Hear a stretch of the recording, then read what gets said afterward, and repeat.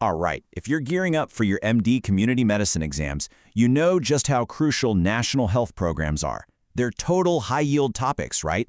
So today, we're going to dive deep and break down one of the big ones, the Janani, Shishu, Suraksha Karyakram, or as we all know it, JSSK. Let's get right into it. So to really get why JSSK even exists, we have to start with a really basic question. Imagine the hospitals and clinics are there.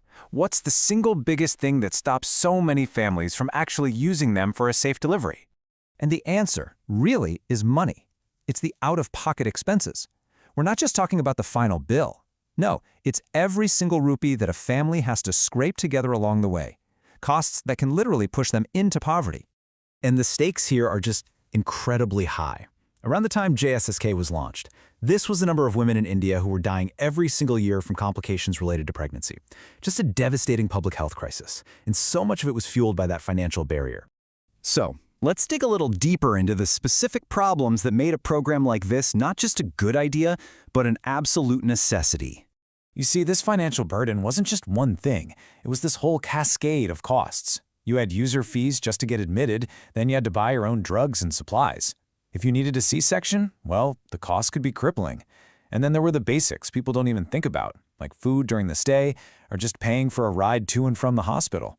Each one of these was another reason a woman might just stay home and risk it. So to tackle these financial hurdles head-on, the government came up with the JSSK initiative. Okay, this is it. This is the core definition you've got to have locked down for your exam.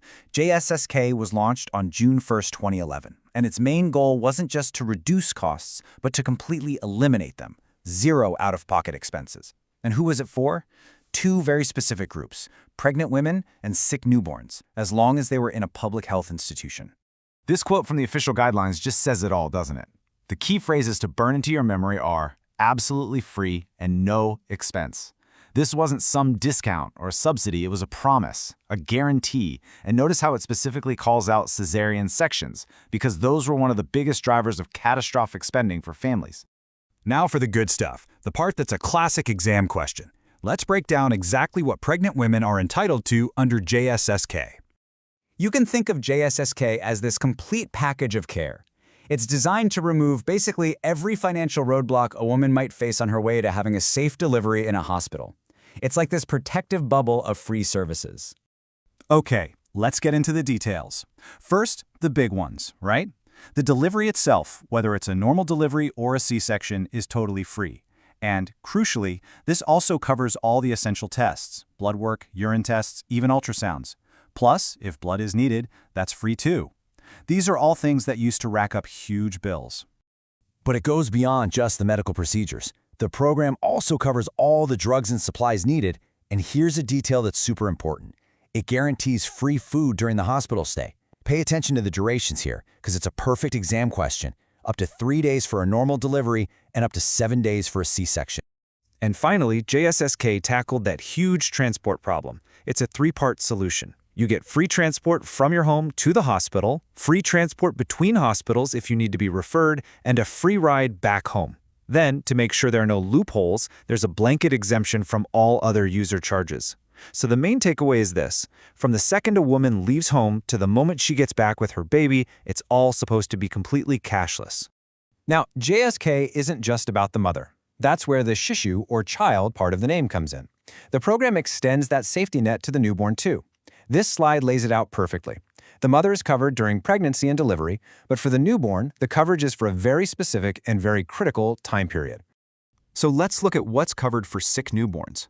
I mean, that neonatal period is such a vulnerable time, and this part of JSSK is absolutely vital for improving survival rates.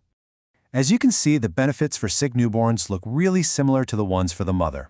It's that same comprehensive package: free treatment, free drugs, free tests, free blood, and that all-important three-way transport. The key factor to remember here is the time frame. This entire safety net is there for the baby for the first 30 days of life. Okay, so we know what JSSK offers, but how does it all actually happen on the ground? This stuff is key for any public health administration paper. Well, everything really starts at the state level. The state government has to make it official with government orders. They appoint a specific person, a nodal officer, to oversee everything. And then comes the really critical stuff, managing the supply chain for drugs, setting up infrastructure like blood banks, and, this is important, creating a system where people can actually complain if they aren't getting the free services they're entitled to. Then, that action trickles down to the district level. And here, it's all about making it happen on the ground. Making sure people actually know about their rights, checking that the pharmacy has enough supplies, making sure the lab equipment is working, and managing the local ambulances and referral networks. This is where the policy really becomes practice. All right, let's boil this all down to the absolute must-know points for your exam. If you only remember one slide, make it this one. The goal? Eliminate out-of-pocket spending. Period. Who are the beneficiaries? Pregnant women and sick newborns, up to 30 days old. What are the key entitlements? Basically everything. Free delivery, C-sections included, drugs, tests, food, blood, and transport. And what's the core principle? Absolutely free, zero-expense care in government facilities. Got it? We'll wrap up with a little food for thought. JSSK was a game changer.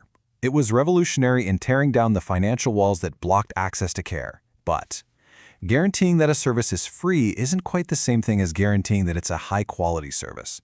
So as we look ahead, the next great frontier in maternal and child health has to be tackling the challenge of quality. Thanks for tuning in.